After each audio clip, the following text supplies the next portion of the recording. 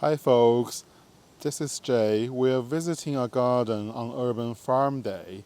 Well, this is Isleview Produce Urban Farm in the city of Tonawanda by Laurie. We're with the gardener Laurie here.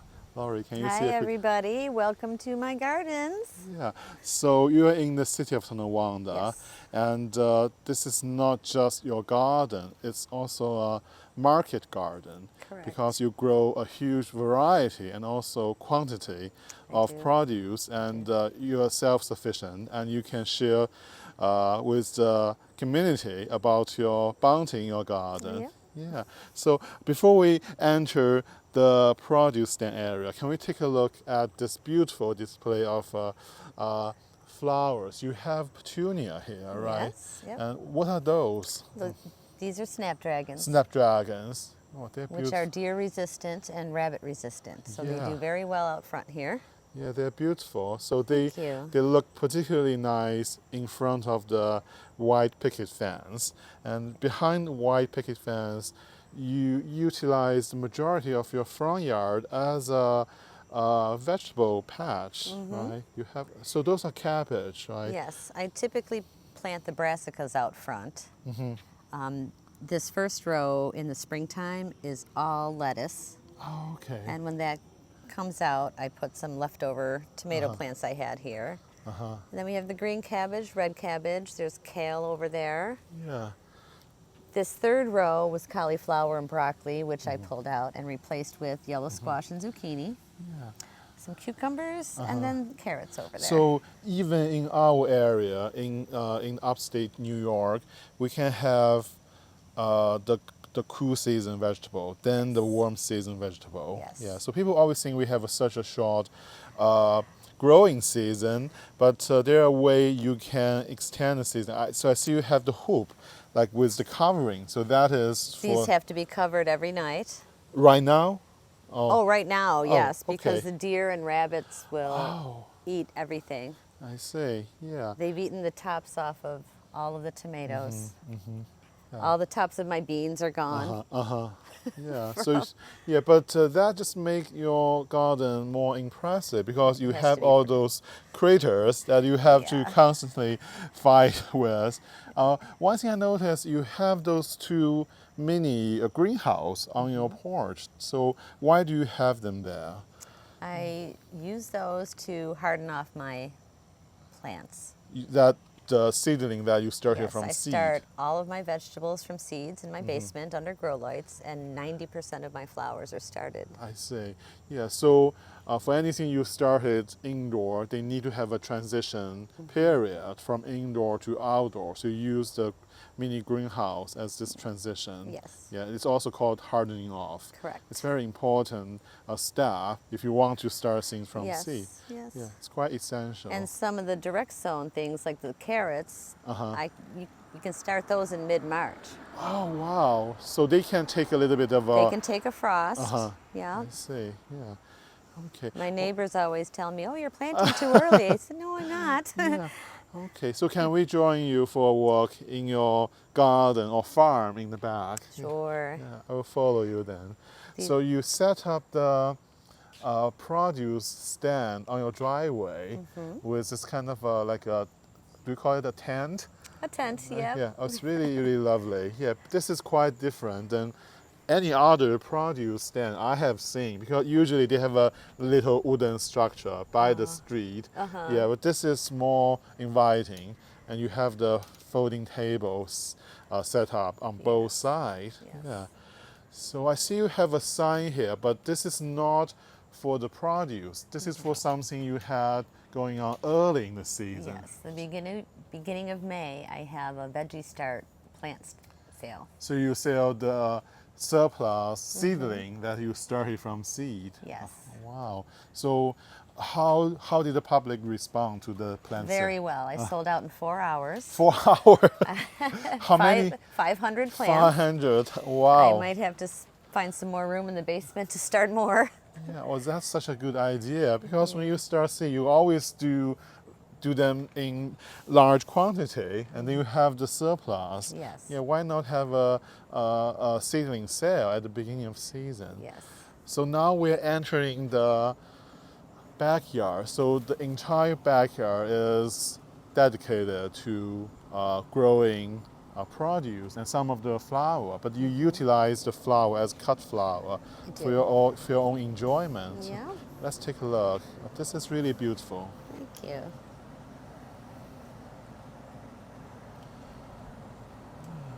So how about let's take a look at this side first. Well, this is a huge vegetable garden area. So how many square footage you have in the back? Altogether, it's 4,000 square feet with the front and the back too. I see. Yeah. This was my very first garden 3 years ago, and I call it a raised bed garden, but these are all pallets that I got for free. Oh, pad. Oh, yes. And me and my son Yeah. placed them in here, Let me show the viewer brought all the about soil in. Yeah. So you repurpose and recycle the pallet. I mean, in a way of like a raised bed. That's such a good idea because why not? Yeah. Why not? It gives it some kind of framework. Exactly. And you said you started most of your things from seed, including the dahlia. They're from the seed. These dahlias are from seed, yeah. I see. Well, that's quite special. That I only know how to grow dahlia from tubers. I never knew that you can grow them from seed. Yeah. And you also have a watermelon here, right? Sugar baby watermelon here. Here's this little guy. And some spaghetti squash over there. Oh, so precious. Yeah. And I see you have some hollyhock in your garden, and I like how you use it right next to the archway. I mean, just kind of utilize them as a support for the hollyhock. The stem seems sturdy, but I thought they'd appreciate some support. Oh yeah, definitely. Yeah. Definitely. Yeah. Well, you have a huge variety of different vegetable growing here. Yes. Yeah. Well, tell us a little bit about the variety you have in this area. I have some acorn squash. These are all beans. My corn. Yes. My strawberries don't do very well here because of the critters and the birds. I see. The ants, the potato bugs. Everything seems to love these strawberries. So I used 2 of those towers over there. Oh, okay. Those are now strawberries. Okay. Yeah. And they do much better. Yeah. We're gonna take a look in a bit. Okay. Yeah. And The cucumbers are a little pathetic this year. I'm not sure what's going on. yeah. So, as a gardener who grows produce, you have to be able to make adjustment according to the weather and everything. So some crop will naturally do well this year, but may not be performing very well next year. So you have to accept this and also be willing to make adjustment. Yeah. Well, there's a lot of factors. Underwatering, overwatering. Yeah. The soil is important. Yeah. Pest issues, disease. There's a lot to keep up with. Exactly. Yeah. But I would say this is a very rewarding experience. You get so much is. joy Oh, from it is. I love even it. though there are struggle or difficulty with particular things. But overall, you get to enjoy your own fruit of your labor, and as well as making a connection with the nature. Yeah. Well, look at the sunflower. So those are the self-seeded ones. Yes, those were volunteers this year. Oh, It volunteer was a nice surprise. Oh, they're beautiful. Yeah. Yes, thank you. My only complaint is weeding. It's the only thing I don't like. Yeah. But you have this area very well organized. You separate them into aisles or like beds, so they're kind of contained. Yeah. So even though there might be a few weeds here and there, but you have the structure provided by the pallet raised bed, so it's still very Very aesthetically pleasing, I Oh, would say. thank you. Yeah, I like things orderly. I don't yeah. You have a lot like of herbs. chaos. You have a lot of herbs growing here, right? Those are That's oregano oregano. and some opal basil and Thai basil Yeah. behind it. And also onions, right? I have, those are white Spanish onions. And you also have pumpkins I grow. do. And they climb up. If you give them the opportunity, you set up the trellis, they will climb up. Yeah, and they start to turn yellow now. Yeah. Yeah. This is lovely. Yeah. Thank you. Wow. This is very, very impressive and also very large vegetable area. But you do have to protect them from the deer and other Yes. critters. I see you have the The deer mesh, the The deer mesh. netting right here. uh-huh. So the deer do not get into this area. The groundhogs and rabbits do. Yeah. So how tall do you need to set this kind of a netting to make them really They say effective? 7 feet or higher for deer. Okay. This might be 6.5 maybe Okay. feet, and they don't come in. Okay. Was They that- do yeah. need to have a clear, they need to see a clear place to land Right. or they won't jump. Okay. And there's a lot going on in here, so Yeah. So I see you have been growing something quite interesting. So remind me the name of this plant? this is the Zulu warrior princess. Zulu warrior princess. It's a perennial. Perennial. Look like they might belong to the Sisal family with all those Those thorns. thorns. Yes. But they have this very unique, very pale shade of purple. Yeah. And I think the spikes might just be able to provide some defense to some of the critters. Yeah. Because they're really prickly. They are.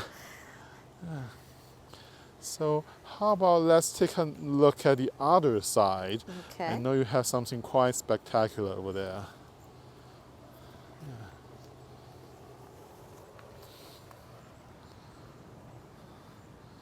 Yeah, so this is the second area you started Last year. last year, but take a look. This is very, very impressive. This must be at least 75, 100 feet. I believe it's 12 feet by 90, 12 by 90. Wow. Yeah. Well, let's enter this area. So majority of this area are dedicated to tomato and also peppers, right? Yes. Wow. So beautiful. You have many peppers coming, and you also have some of the sunflower in different height. So you have quite a collection of different tomato variety here. I then. do. I have a little bit of everything in here. Yeah. Well, show us your favorite variety that the large tomato you just showed me. The Yeah. Abe Lincoln over here. Oh, yeah. Wow. Yeah, what is the name of this variety? Abe Lincoln? Abe Lincoln. Oh, yeah. Oh, wait a minute. I'm sorry. It's not. It's a Boxcar Willie. Oh, okay. Wow. You have so This is a many. Boxcar Willie. That's yes. fine. You have so many I varieties. do. I yeah. do. Yeah, but it's lovely. Abe Lincolns are in here somewhere. Yeah. But this is so bountiful. Yeah. Thank you. So I see you have some of the fishing line. What's the purpose of the fishing line? Well, this year the deer have been bad in here, Oh, okay. and they were eating my sunflowers. Oh, sunflower. I know they love sunflower. Yeah, but So I added the fishing line, yeah.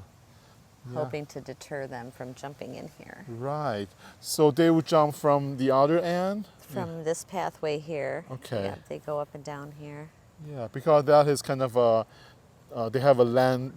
They're able to spot a landing. Over here, yes. Yeah, at the far end. So they And then enter. they just walk down and they have their go at everything, and they've just stepped on branches. My sunflowers, I'd find Oh. them toppled over and broken. Yeah, yeah. I mean, as a gardener, especially a farmer, you really have to deal with the critters. A lot of critters, Yeah, you have to yes. protect them. But I would say Yes. the fishing line is a very good strategy. And also try to even maybe just use the stakes. Yeah. Place them in the ground, even if you don't have anything Maybe there. it'll confuse them. Oh, Yeah. well, yeah. Yeah, just Yeah. as a to make the area less accessible Right. to the deer. Yeah. Well, you have a huge variety and quantity of different peppers.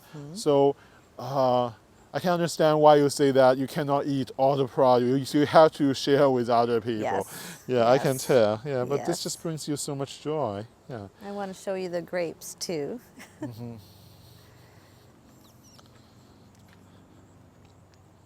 me sneak through here. I planted these last year and they were like 6-inch sticks. Okay.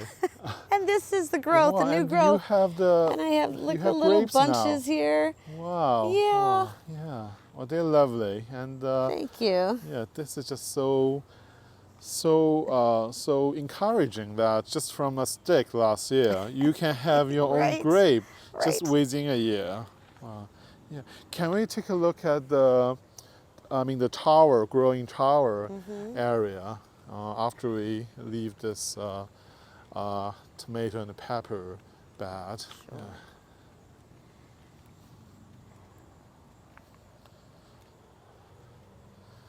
Okay, so let's take a look. So you have the strawberry in this area now, is that Yes. the? Yeah. And I initially had them on the ground on the patio. Oh, okay. And at the Dollar Tree, just those mesh laundry bags Oh, fits perfectly over 5 towers. yeah, so you have different type So of here's the strawberries. strawberry, and Yes. those are different type of lettuce. Yes. And those look like sage, right? Sage on top and parsley on the bottom. Wow. In here, back in March, I took 5 seeds out of a grapefruit that I Oh, bought from yeah. Tops. I was I gonna said, I'm say. just going to try it. Yeah. And 2 of them grew. They're a tropical plant. Yeah, I know. So up here, I'm thinking I might just get a lot of green foliage and no fruit. But I wanted to experiment and try that. Yeah, and I see you have another citrus fruit here, right? This looks like maybe a lemon. It's supposed to be a grafted lemon, lime, and orange. Oh. And it has new growth, but never any fruit. It's Yeah. just a pretty greenhouse plant. Yeah, yeah, I know. Yeah. Well, but the point is not to get the fruit. The process. It's just so enjoyable growing things. It's only 2 years old, so Yeah. maybe Yeah. I'll get fruit. Yeah, exactly. Yeah. Look at the sunflower. Yeah. So again, we are visiting Isle View Produce Urban Farm by Laurie in the city of Tonawanda. It is featured on Urban Farm Day by Gardens Buffalo Niagara. And thank you for sharing your garden Thank you, with us. Jay. It's my pleasure.